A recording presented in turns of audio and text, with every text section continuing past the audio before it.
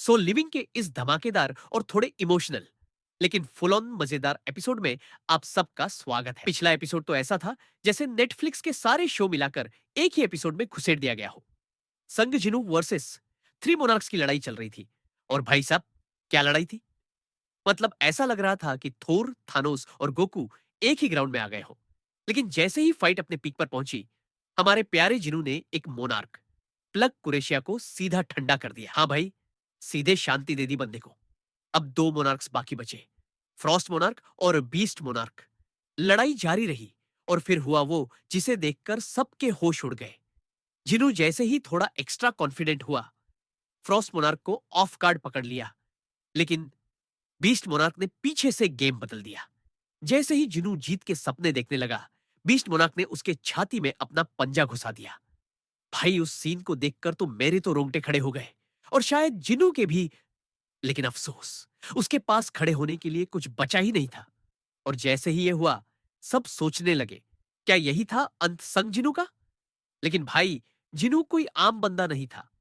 जैसे ही वो खून की नदियां बहा रहा था, सडनली सीन कट होता है और हम एक दूसरी डायमेंशन में पहुंच जाते हैं। वहां जिनू की मुलाकात होती है किसी और से नहीं, बल्कि ओरिजिनल शैडो मोनार्क ऐशबॉर्न से। अब ऐशबॉर्न तो वैसे भी थोड़ा रहस्यमयी टाइप है। आते ही बोलता है, मैं तुझे क्यों चुना वो तुझे अब सब समझ आ जाएगा। और फिर शुरू होती है वो क्लास जो किसी यूनिवर्सिटी में नहीं मिलती। मोनाक्स क्या है, रूलर्स कौन है, और ये सब चल क्या रहा है। जिनू पूरा ध्यान से सुन ही रहा था कि तभी सीन फिर से शिफ्ट हो जाता है बैक टू बैटलफील्ड। अब यहाँ फ्रॉस्ट मोनार्क और बीस्ट मोनार्क को अंदाजा हो जाता है कि कुछ बड़ा होने वाला है। ब्लैक लाइटनिंग जैसा कुछ जिनू के शरीर से निकलता है और दोनों मोनार्क्स के दिमाग की घंटी बज जाती है। रियल शैडो मोनार्क आने वाला है। डर के मारे दोनों अटैक करने लगते हैं। लेकिन तभी एंट्री होती है संग जिनू के बाप की। भाई, क्या एंट्री थी! जैसे साउथ मूवी में हीरो स्लो मोशन में आता है। और यहीं पर लास्ट एपिसोड कट हो गया था। अब आज की कहानी वहीं से शुरू होती है। लेकिन उससे पहले थोड़ा रिवाइंड मारे। तो जब बीस्ट मोनार्क ने जिनू के सीने में अपना पंजा घुसाया, तभी जिनू की हालत तो खस्ता हो ही गई थी। लेकिन बंदा फिर भी हार मानने को तैयार नहीं था। उसने उस पंजे को पकड़ लिया और मन ही मन बोला, मैंने लेवल अप कर लिया है, मुझे तो बच जाना चाहिए था। लेकिन किस्मत भी तो कोई चीज होती है ना। तभी पीछे से फ्रॉस्ट मोनार्क आ जाता है और हमारे जिनू के अपने ही डैगर से उसे स्टैब कर देता है। भाई, ये तो हद हो गई। मतलब, तुम्हारा खुद का हथियार तुम्हारे खिलाफ यूज हो जाए, क्या ही शर्मनाक सिचुएशन है। स्टैब करते हुए फ्रॉस्ट मोनार्क एकदम फिल्मी डायलॉग मारता है, ये लो तुम्हारा हथियार वापस। और फिर से घुसेड़ देता है डैगर, वो भी दो बार।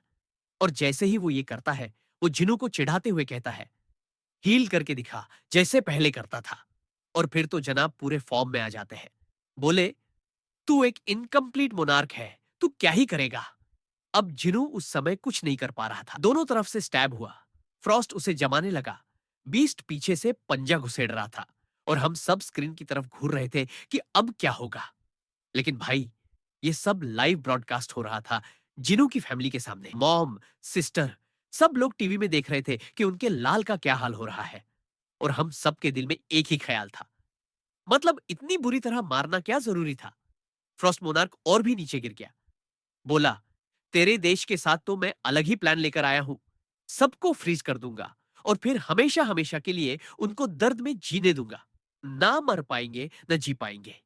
अब इतने में अगर कोई रो न दे तो उसको दिल की जांच करानी चाहिए। अब सीन शिफ्ट होता है जिनू के पास, जो एकदम चुप पड़ा है, फ्रीज हो चुका है। लेकिन तभी उसके दिमाग में चल रहा होता है, थोड़ा और, थोड़ा और बस। और फिर स्क्रीन पर आता है गेमिंग स्टाइल नोटिफिकेशन, प्लेयर का एचपी शून्य पर पहुंच गया है, प्लेयर मर गया है। और भाई, दिल रुक गया सबका। लेकिन रुको, ये तो स्टोरी का ट्विस्ट था। सडनली एक और नोटिफिकेशन आता है, प्लेयर हैज ब्लैक हार्ट। याद है ना, डबल हार्ट वाला पुराना आर्किटेक्ट फाइट, वही वाला।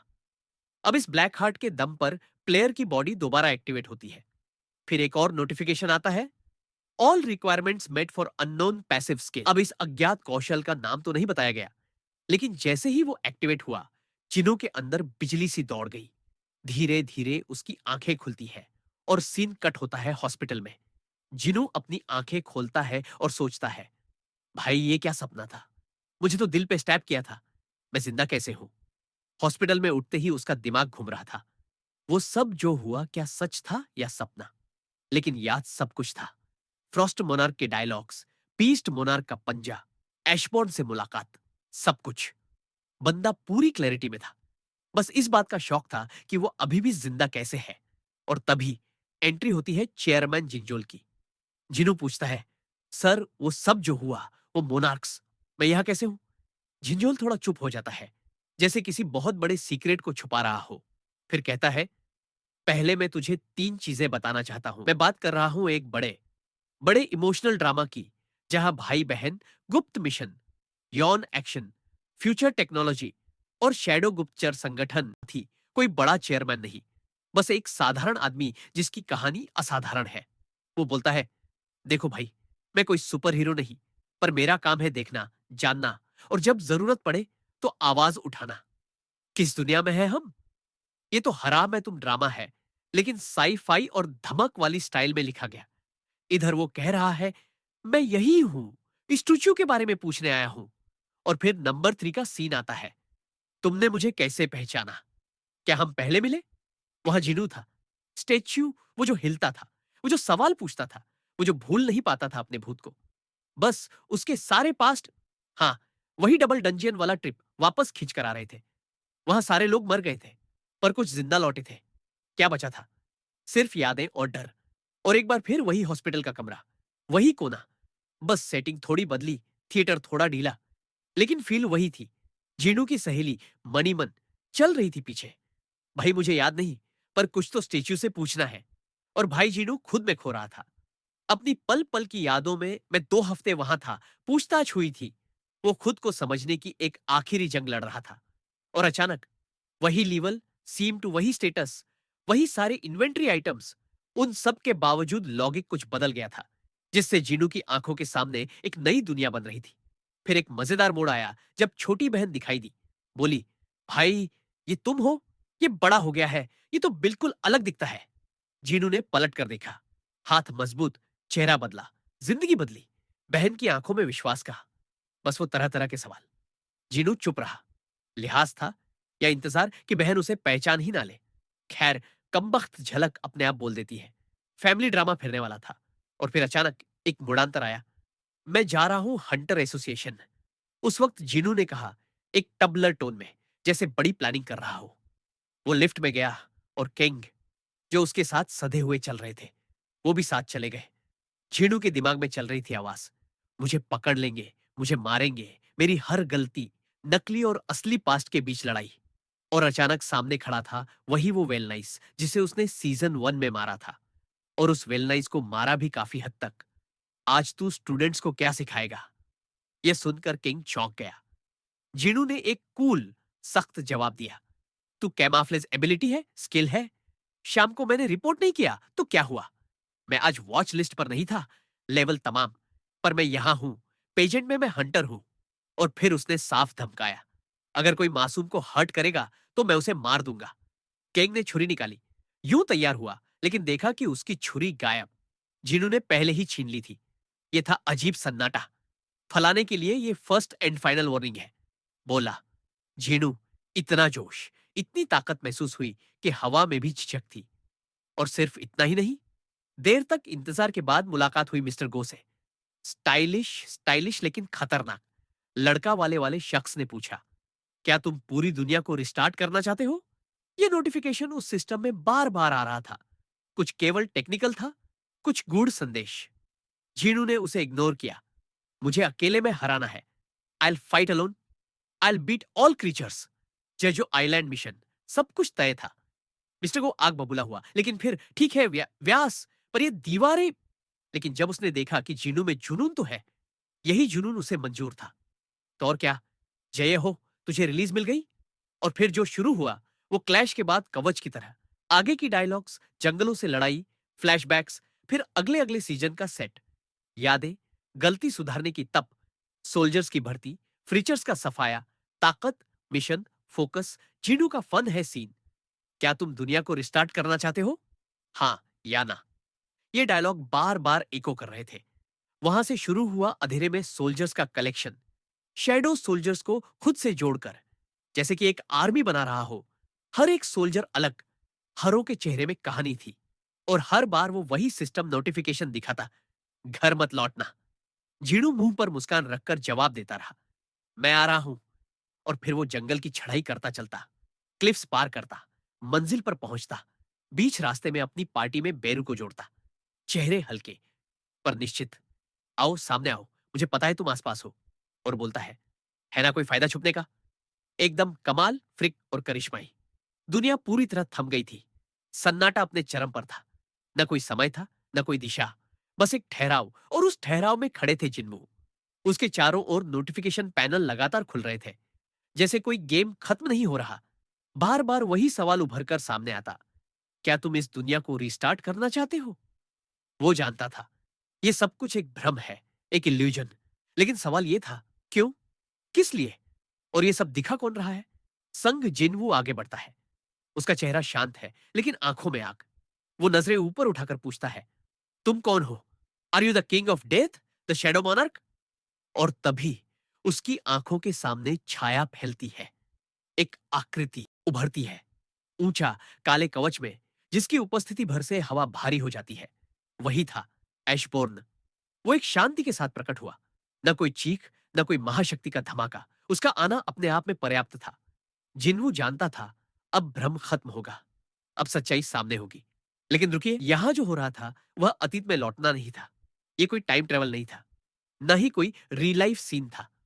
ये एक टेस्ट था, एक भ्रम, एक ट्रायल ऑफ मोनार्क। ये सब ऐशबोर्न की शक्ति से रचा गया एक इल्यूजनरी रेलम था, जहां पर जिन्वू को उसके पास्ट के क्रिटिकल की मोमेंट्स दिखाए गए। वो पल जहां पर वह टूटा था, जहां वह मजबूत बना था, जहां उसने खुद को खोया था और पाया था।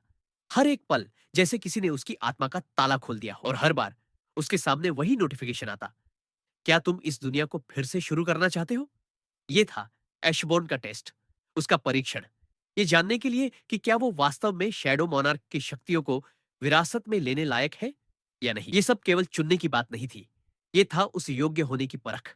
क्या वो अकेले खड़े होकर सब कुछ सह सकता है? क्या वो सचमुच शैडो मोनार्क बन सकता है? लेकिन जिन्वू ने सब कुछ रिजेक्ट कर दिया। वह चिल्लाया, मुझे पता है ये सब इल्यूजन है, अब इसे बंद करो और सामने आओ। तभी अंधकार की गहराइयों से एक और बार ऐशबोर्न सामने आता है, इस बार और स्पष्ट और प्रकट। उसके कदमों से धरती की रचना कांपती है, लेकिन उसकी आंखों में शांत प्रकाश है। उसने सब कुछ बंद कर दिया। अब इल्यूजन नहीं, अब सच्चाई। जिन्वू के सामने अब बस सच्चाई थी, और ढेर सारे सवाल। ये सब क्यों हुआ? मुझे क्यों चुना गया? ये मोनार्क्स कौन है? रूलर्स कौन है? ये अल्टरनेट डायमेंशन क्या है? ऐशबोर्न ने पहली बार बोला, और उसकी आवाज में समय की गूंज थी। उसने कहना शुरू किया, बहुत पहले की बात है, एक ऐसी दुनिया में जहां कुछ नहीं था, बस दो चीजें थी, लाइट और डार्कनेस। वहां पर एब्सोल्यूट बीइंग नाम का एक अस्तित्व था, जिसे लोग ईश्वर कहते हैं। उसने लाइट से बनाए रूलर्स, जिन्हें फ्रैगमेंट्स ऑफ ब्रिलियंट लाइट कहा गया। ये थे उसके दूत, मेंटेन करने वाले, संतुलन रखने वाले। और फिर डार्कनेस से बनाए गए मोनार्क्स, नष्ट करने के लिए, खत्म करने के लिए। दोनों पक्षों का जन्म एक ही स्रोत से हुआ, एक ही एब्सोल्यूट बीइंग से, लेकिन उद्देश्य विपरीत। रूलर्स की जिम्मेदारी थी क्रिएशन और ऑर्डर, जबकि मोनार्क्स की प्रकृति थी डिस्ट्रक्शन और कैओस। शुरू हुई जंग, एक लंबी अंतहीन लड़ाई। समय बीतता गया, दोनों पक्ष थकते गए। अनगिनत युद्ध, अनगिनत मृत्यु। रूलर्स थक गए थे। उन्होंने अपने निर्माता एब्सोल्यूट बीइंग से पूछा, कब तक, क्यों? उन्होंने उससे शक्ति मांगी, हमें शक्ति दो, ताकि हम अपने दुश्मनों को खत्म कर सके और तुम्हारे चरणों में उनकी हार लाकर अर्पित करें। लेकिन एब्सोल्यूट बीइंग चुप था, एकदम शांत। धीरे धीरे रूलर्स को एहसास हुआ, यह सब एक खेल है, यह संघर्ष एक डिवाइन गेम है, जिसमें एब्सोल्यूट बीइंग को आनंद आता है। यह सब उसकी एंटरटेनमेंट है। वो हमें देखता है जैसे कोई बच्चे खिलौनों को लड़ते देखता है। रूलर्स टूट गए, विश्वास टूट गया। वे अब समझ गए कि वे गॉड के सच्चे प्रतिनिधि नहीं हैं, वे एक खेल की कठपुतलियां हैं। और इसलिए रूलर्स ने विद्रोह किया, एब्सोल्यूट बीइंग को मार दिया गया। एक गॉड की हत्या। वो पल जब ब्रह्मांड ने सांस रोक ली। लेकिन वो मृत्यु भी अंत नहीं था। जो मरे वो अपनी शक्ति पीछे छोड़ गए। जो शैडोज में थे वो अब जीते जागते सिपाही बन गए। वही शैडो पावर थी जो ऐशबोर्न को मिली। ऐशबोर्न जो कभी एक मॉनर्क था, लेकिन रूलर से अलग सोच रखता था। वह सिर्फ डिस्ट्रक्शन में विश्वास नहीं करता था, वह बैलेंस चाहता था।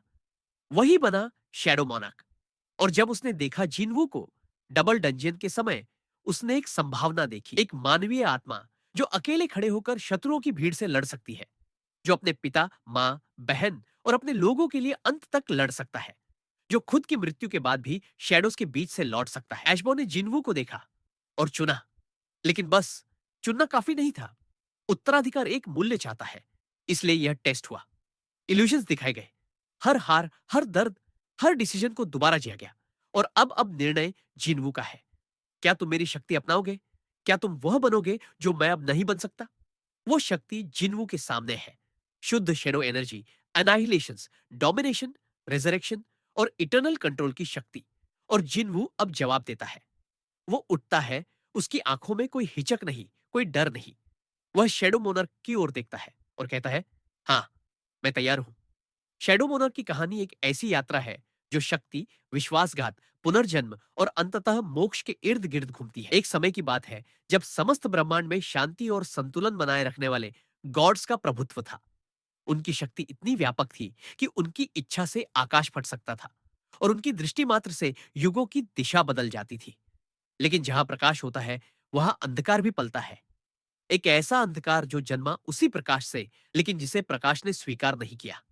इसी अंधकार की गहराई से जन्मा एक अस्तित्व, जिसे बाद में दुनिया ने एशबोर्न के नाम से जाना। वह न तो पूर्णतः ईश्वर था, न ही एक सामान्य जीव। वह एक संदेशवाहक था, एक मैसेंजर, जिसे खुद ईश्वर ने भेजा था ताकि वह रचना और विनाश के बीच का संतुलन बनाए रख सके। लेकिन समय के साथ उसे एहसास हुआ कि वह केवल एक कठपुतली है, एक मोहरा जो ईश्वर की योजनाओं को पूरा करने के लिए इस्तेमाल किया जा रहा है। इस एहसास ने उसे तोड़ दिया, लेकिन उसी टूटन से उसने अपनी असली पहचान को जन्म दिया।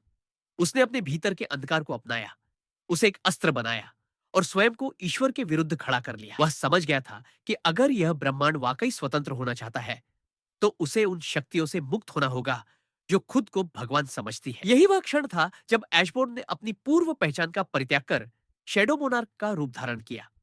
यह केवल एक उपाधि नहीं थी, बल्कि उसकी आत्मा का स्वरूप बन चुकी थी। उसने अपने पहले जीवन में बहुत कुछ खोया था, मित्र, अनुयायी, सेना, सब कुछ उस युद्ध में समाप्त हो गया था जिसे वह नहीं चाहता था, लेकिन उसे लड़ना पड़ा। उसकी हार केवल शारीरिक नहीं थी, यह एक आंतरिक मृत्यु थी। लेकिन अंधकार में डूबे उस क्षण में उसने अराइज की आवाज सुनी। यह आवाज उसके भीतर से आई थी, वह आवाज जो उसके अतीत, वर्तमान और भविष्य से एक साथ गूंज रही थी। उसी क्षण उसने पुनर्जन्म लिया, एक ऐसी शक्ति के साथ जो पहले किसी ने अनुभव नहीं की थी। अब वह केवल एक योद्धा नहीं था, वह एक राजा था, एक सम्राट जो मृत्यु से भी ऊपर उठ चुका था।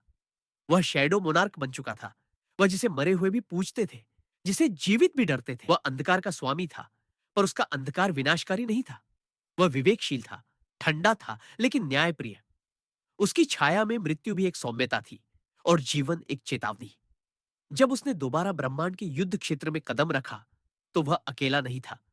उसकी पुरानी सेना, जो युद्ध में मारी गई थी, उसकी छाया से फिर से जीवित हो चुकी थी। वह अब केवल मांस मज्जा की सेना नहीं थी, बल्कि आत्माओं की एक सेना थी जो केवल ऐशबोर्न के आदेश से ही गति लेती थी। यह दृश्य भयावह था, लेकिन उतना ही आकर्षक भी। उसने उन मैसेंजर्स का सामना किया जो कभी उसके साथी थे। उनमें से कई अब गॉड्स के विरोधी हो चुके थे, लेकिन कुछ ऐसे भी थे जो अभी भी ईश्वर के पक्ष में खड़े थे। लेकिन शैडो मोनार्क किसी के भी पाले में नहीं था।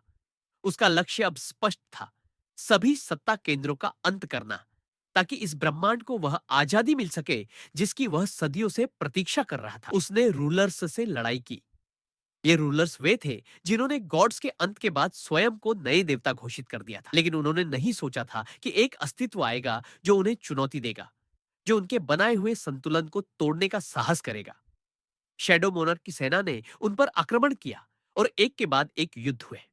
हर युद्ध में उसने अपने दुश्मनों को हराया, लेकिन हर जीत उसके भीतर एक खालीपन भी छोड़ती जा रही थी। कई बार उसे विश्वासघात का सामना करना पड़ा। कुछ मोनार्क्स ने उसका साथ देने का नाटक किया, लेकिन पीछे से उस पर हमला किया। लेकिन हर बार वह और मजबूत होकर उभरा। उसका आत्मबल इतना प्रबल था कि मृत्यु भी अब उससे डरने लगी थी। उसकी उपस्थिति मात्र से रूलर्स की आत्माएं कांप उठती थी। फिर वह दिन आया जब उसने सबसे शक्तिशाली रूलर बरान को हराया। बरान को श्वेत ज्वाला का राजा कहा जाता था, जिसकी शक्ति से पूरी आकाशगंगा जल सकती थी। लेकिन शैडो मोनार्क ने उसे मात दी, न केवल युद्ध में बल्कि आत्मिक स्तर पर भी। उस जीत ने उसे अमर बना दिया, न केवल मृत्यु से ऊपर बल्कि ईश्वर से भी ऊपर। लेकिन हर विजय के बाद उसका हृदय और शून्य होता गया। वह जानता था कि जो जीवन वह जी रहा है वह सामान्य नहीं है। वह युद्ध में जीत रहा था, लेकिन हर जीत उसे और अकेला कर रही थी। जो लोग उसके साथ थे वे केवल छायाएं थे, जो दुश्मन थे वे भी कभी उसके अपने थे। फिर उसने वह निर्णय लिया जो केवल एक सच्चा सम्राट ही ले सकता है।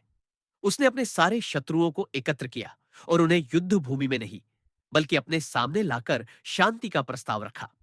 यह प्रस्ताव डर की वजह से नहीं था, बल्कि वह जानता था कि ब्रह्मांड अब और रक्त नहीं सह सकता।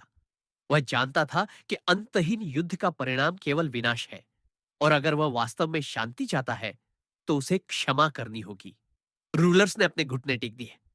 वे जानते थे कि इस समय के बाद कोई भी उनकी सत्ता को स्वीकार नहीं करेगा। वे यह भी जानते थे कि जो सम्राट क्षमा करता है वही सबसे बड़ा होता है। उन्होंने शैडो मोनार्क को अपना अधिपति स्वीकार किया, लेकिन शैडो मोनार्क ने कोई ताज नहीं पहना, कोई राजमहल नहीं बनाया। उसने केवल इतना कहा कि ब्रह्मांड को अब किसी शासक की जरूरत नहीं, बल्कि संतुलन की आवश्यकता है। उसने अपने आप को छाया में वापस खींच लिया और ब्रह्मांड को स्वच्छंद छोड़ दिया। वह अब भी जीवित था, लेकिन कोई नहीं जानता कहां। कुछ कहते हैं कि वह ब्रह्मांड की सीमाओं से बाहर किसी शून्य में ध्यानमग्न है।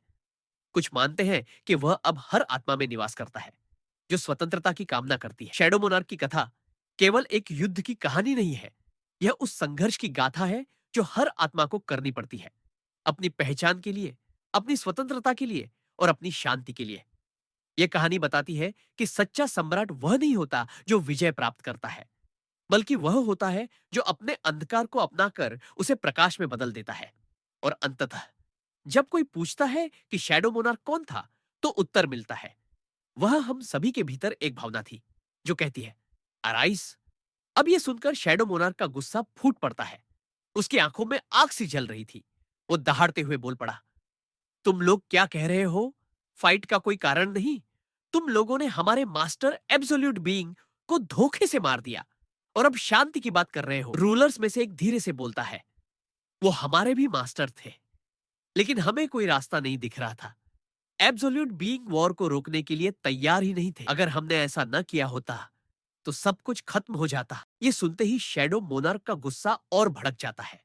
वो उस रूलर को पकड़ लेता है, उसकी गर्दन जकड़ते हुए कहता है, अगर वो तेरा भी मास्टर था तो तुझे और भी शर्म आनी चाहिए।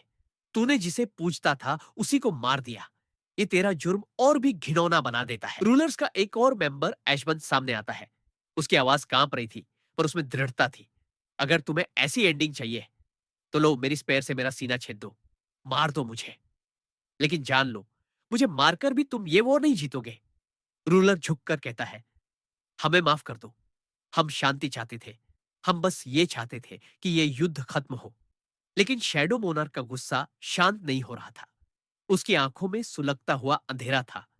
वो गरजते हुए कहता है, अगर सच में माफी मांगनी थी तो तुमने हमारे मास्टर को क्यों मारा? अब माफी मांगना बहुत आसान है। रूलर्स हाथ जोड़कर कहते हैं, शांति ही हमारा लक्ष्य था। अगर हम चाहते तो तुम्हें भी खत्म कर सकते थे। हाँ, लेकिन हमने ऐसा नहीं किया क्योंकि हम कुछ और चाहते थे, एक मौका, एक नया रास्ता। इतना सब सुनकर शैडो मोनार्क खुद उलझन में पड़ जाता है। उसकी सोच बिखर जाती है। वही क्षण जब सब ठहर सा जाता है, युद्ध वही रुक जाता है, समय जैसे थम गया हो। कहानी अब उस अल्टरनेट डायमेंशन की तरफ मुड़ती है, जहां जीनू और शैडो मोनार्क अकेले में बात कर रहे हैं। शैडो मोनार्क धीमे स्वर में कहता है, मैं कंफ्यूज था। मुझे समझ नहीं आ रहा था कि मैं क्या करूं। मुझे कोई दिशा नहीं दिख रही थी, इसीलिए मैंने खुद को छुपा लिया, सोच कि जब समय आएगा तो मैं उस धोखे का बदला लूंगा। उधर ऐशबन एक योजना बना रहा था। जैसे ही उसकी आर्मी रिकवर हो जाए, वो फिर से बीस्ट मोनार्क पर हमला करेगा। पर इस पूरी बातचीत के दौरान जीनू को यह एहसास हो जाता है कि जो अलग अलग रूपों में उसे बात कर रहा था वो सब एक ही था, शैडो मोनार्क। अब फ्लैशबैक में दिखता है कि जब शैडो मोनार्क छुपा हुआ था, रूलर्स ने बाकी मोनार्क्स को, जिन्होंने अपनी कॉम्बैट पावर खो दी थी, हरा दिया। और फिर जब ऐशबन रिकवर होकर लौटा तो ड्रैगन को यह बात पता चल गई थी कि मोनार्क्स कमजोर हो चुके हैं, इसलिए उन्होंने उन्हें और फाइट से रोक दिया। अब शैडो मोनार्क ने ऐशबन को स्वीकार कर लिया और दोनों ने एक नई दुनिया की कल्पना की, एक ऐसी जगह जहां से वे अपनी नई आर्मी बना सके। और वो दुनिया थी पृथ्वी। लेकिन इस पृथ्वी को बचाना आसान नहीं था। मोनार्क्स जहां भी जाते हैं विनाश लेकर आते हैं। जीनू को शैडो मोनार्क एक ऐसी जगह दिखाता है जो पूरी तरह जल चुकी थी। जीनू हैरान होकर पूछता है, ये कैसा डेवस्टेशन है? क्या हमारे साथ भी ऐसा ही होगा? शैडो मोनार्क जवाब देता है, नहीं, ये भविष्य नहीं, ये अतीत है। जीनू पूछता है, मतलब? शैडो मोनार्क कहता है, मोनार्क्स केवल डिस्ट्रक्शन लाते हैं, रूलर्स उसे रोकने की कोशिश करते हैं। रूलर्स ने जब एब्सोल्यूट बीइंग को मारा, तब से उन्होंने दुनिया की रक्षा का जिम्मा ले लिया। लेकिन कई बार वो देर से पहुंचे और तब तक दुनिया खत्म हो चुकी थी। रूलर्स ने तब एक फोरबिडन डिवाइस का इस्तेमाल किया, कप ऑफ रीइंकार्नेशन, एक दिव्य वस्तु जिसमें एब्सोल्यूट बीइंग की शक्ति थी। उसका उपयोग करके उन्होंने पूरी दुनिया को 10 साल पीछे भेज दिया। लेकिन यह पृथ्वी, जो बिना मना के बनी थी, इतनी कमजोर थी कि जब भी मोनार्क्स और रूलर्स लड़ते, वह टिक नहीं पाती। रूलर्स को यह समझ आ गया था कि इस बार दुनिया को बचाना नामुमकिन है। इसलिए उन्होंने अपनी शक्ति का अंश मनुष्यों में बांटा, ताकि वो आगे जाकर इस दुनिया को सह सके। यही से हंटर्स की उत्पत्ति हुई, इंसानी जाति में वो बीइंग्स जो मोनार्क्स और रूलर्स की ताकत को झेल सके। जीनू समझ गया, तो ये दुनिया पहले कई बार तबाह हो चुकी है। ऐशपन ने सिर हिलाया। हाँ, हर बार जब वो कप यूज हुआ, दुनिया 10 साल पीछे गई। लेकिन इस बार वो कप भी काम नहीं आएगा, उसकी लिमिट है। शैडो मोनार्क अंत में कहता है, दुनिया में ऐसा कोई पावर नहीं जो सब कुछ बार बार फिर से ठीक कर सके। हर चीज की एक सीमा होती है। शैडो मोनार्क की आवाज गूंज रही थी, उसकी आंखों में इतिहास की परछाइयां तैर रही थी। वह बोला, दुनिया में कोई भी शक्ति असीमित नहीं होती। हर एक ताकत की एक सीमा होती है, यहां तक कि एब्सोल्यूट बीइंग्स की भी। वो जिन्हें ईश्वर समझा गया, वो भी अपनी ही बनाई हुई रचनाओं के हाथों खत्म हो गए। जीनो चौंक गया था, उसकी आवाज में हैरानी थी। उसने कहा, गॉड, जो क्रिएटर है, उन्हें उनका खुद का क्रिएशन कैसे खत्म कर सकता है? शैडो मोनार्क का चेहरा गंभीर हो गया। उसने कहा, यह वही है जैसा इंसानों के साथ होता है। इंसान मशीन बनाता है और फिर वही मशीनें एक दिन इंसानों को ही मारने लगती हैं। ठीक वैसे ही रूलर्स और मोनार्क्स बनाए गए थे, एक दूसरे को खत्म करने के लिए, ताकत की बैलेंस को बिगाड़ने के लिए। रूलर्स ने एक हिस्सा अपनी शक्ति का इंसानों को दिया। धीरे धीरे लोग अवेकन होने लगे, हंटर्स बनने लगे। ये इंसान जो कभी कमजोर थे, अब मैजिक बीस्ट्स को मारने लगे। दुनिया में माना फैलने लगा और वही माना दुनिया को मजबूत बना रहा था। मोनार्क्स ने यह सब देखा और उन्हें यह लगा कि इंसानों के शरीर एक बेहतरीन वेसल बन सकते हैं, और तभी से वे एक उपयुक्त शरीर की तलाश में लग गए। शैडो मोनार्क की नजर जिनों पर थी। उसने कहा, मोनार्क्स को किसी ऐसे वेसल की जरूरत थी जो उनकी शक्ति को संभाल सके, एक ऐसा शरीर जो उनकी आत्मा को समेट सके। पर यह आसान नहीं था। डिस्ट्रक्शन और शैडो के मोनार्क्स खुद अब तक अपना वेसल नहीं खोज पाए थे। और तभी एक स्किल्ड में सामने आया।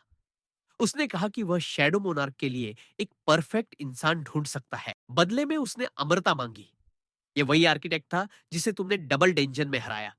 उसी ने वो सिस्टम बनाया जहां एक इंसान की बॉडी धीरे धीरे शारीरिक और मानसिक रूप से मजबूत होती जाती है। लेकिन एक परफेक्ट वेसल को खोजना अब भी असंभव जैसा था। फिर भी समय के साथ शैडो मोनार्क को एक ऐसा इंसान मिला जिसने न सिर्फ इंसानी सीमाएं तोड़ी, बल्कि सिस्टम की लिमिट को भी पार कर दिया। और वो कोई और नहीं, संगजीनो था। एक ऐसा लड़का जो बार बार मौत के मुंह से लौट आता, जो कभी हार नहीं मानता। शैडो मोनार्क उसे देखकर बोला, मैंने तुम्हें देखा, बहुत ध्यान से। आर्किटेक्ट ने मंजूरी नहीं दी, लेकिन मैंने फिर भी तुम्हें चुना। जीनो स्तब्ध था, उसकी आवाज कांप रही थी। लेकिन मैं इतना ताकतवर नहीं था कि तुम्हारी पावर को झेल पाऊं। मैं उस वक्त आर्किटेक्ट के बनाए हुए सिस्टम से बाहर आ गया था। शैडो मोनार्क ने धीरे से जवाब दिया, तुमने धीरे धीरे मेरी शक्ति को आत्मसात किया। सिस्टम की मदद से तुम्हारा शरीर बदलता गया, मजबूत होता गया। तुम्हारी हाइट, तुम्हारी ताकत, सब कुछ, ये सब एक तैयारी थी ताकि तुम मेरे असली रूप को संभाल सको। जिन्होंने गहरी सांस ली और पूछा, तो क्या तुमने आर्किटेक्ट को धोखा दिया? वो मरते वक्त कह रहा था कि बाकी मोनार्क्स तुम्हें कभी माफ नहीं करेंगे। शैडो मोनार्क की आंखों में दर्द और सच्चाई दोनों थे। उसने कहा, रूलर्स ने माफी मांगी, लेकिन मोनार्क्स ने मुझे धोखा दिया। बहुत समय तक मैं दुविधा में था, लेकिन फिर मैंने ठान लिया कि मैं आर्किटेक्ट को भी धोखा दूंगा। मैं जैसा हूं वैसा ही रहूंगा। फिर वह जीनो की ओर मुस्कुराया, एक दुर्लभ मुस्कान जो उसके गंभीर चेहरे पर अजनबी लग रही थी। वह बोला, तुम्हारे साथ बिताया हुआ समय मुझे अच्छा लगा। कभी कभी मैं चाहता था कि तुम मुझे छोड़कर मत जाओ या मैं तुम्हें खो ना दूं। जैसे ही उसकी आवाज गहराई में डूबी, वह बोला, मैं तुम बन चुका हूं और तुम मैं। अब इससे फर्क नहीं पड़ता कि शरीर का असली हकदार कौन है। हम दोनों एक हो चुके हैं। शैडो मोनार्क अब जीनो को दो रास्ते देता है। या तो वो यही रहे, मृत्यु के इस डोमेन में जहां वह हर चीज का मालिक बन सकता है, या फिर वह लौट जाए उस असली दुनिया में जहां उसे अपने दुश्मनों को खत्म करना होगा। जीनो गंभीर हो गया। उसने पूछा, तुमने कहा था कि तुम रूलर्स को सपोर्ट नहीं करोगे, लेकिन उनके खिलाफ फाइट भी नहीं करोगे।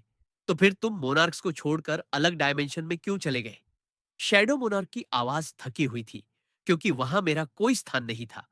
जीनो ने उसकी तरफ देखा और कहा, तो मेरा भी निर्णय वही है। मैं इस जगह से नहीं हूं, मैं अपनी दुनिया से हूं।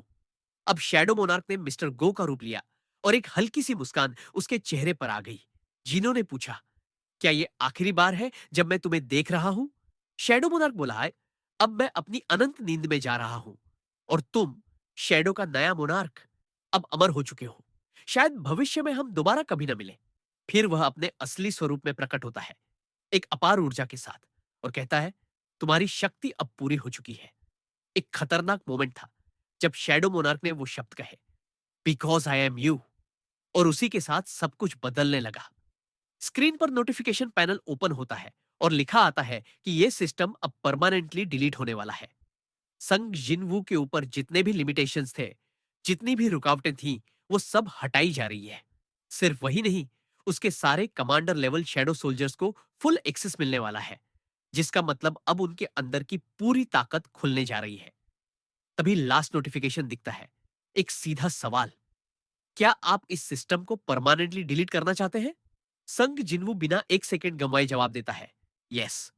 और उसी पल हम वापस फाइट सीन में लौटते हैं। बैटलफील्ड पर उसका पिता डू मोनार्क के सामने अकेला खड़ा है। लेकिन तभी आसमान से एक विशाल जादुई वेव उतरती है। उसका असर इतना जबरदस्त होता है कि फ्रॉस्ट मोनार्क और बीस्ट मोनार्क एक ही झटके में पूरी तरह बिखर जाते हैं। और फिर वो आवाज गूंजती है, अराइज। इस पल के साथ ही पूरी कहानी एक अलग ही स्तर पर पहुंच जाती है। शैडो मोनार्क का असली रूप, संग जिनवू की असली शक्ति और एक नई शुरुआत की झलक सामने आती है। यहीं पर आज की कहानी खत्म होती है। यह एपिसोड सिर्फ एक वीडियो नहीं, बल्कि पूरे सोलो लेवलिंग की हिस्ट्री का नतीजा था। आगे की कहानी में असली टकराव, फाइनल फाइट और अंत की ओर बढ़ती दुनिया को दिखाया जाएगा। नेक्स्ट वीडियो उसी का अगला हिस्सा होगा, जिसमें संग जिनवू की शक्ति पूरी तरह से सामने आएगी और उसकी आर्मी इतिहास रचने के लिए उठेगी। अगर तुमने अब तक सब्सक्राइब नहीं किया है तो कर लो, क्योंकि जो आगे आने वाला है वो किसी मेगा फाइनल से कम नहीं होगा। वीडियो को लाइक करो, कमेंट में अपने थॉट्स बताओ और जुड़े रहो, क्योंकि अगला पार्ट जल्द ही आ रहा है। तब तक के लिए थैंक यू फॉर वॉचिंग, और मिलते हैं अगली वीडियो में।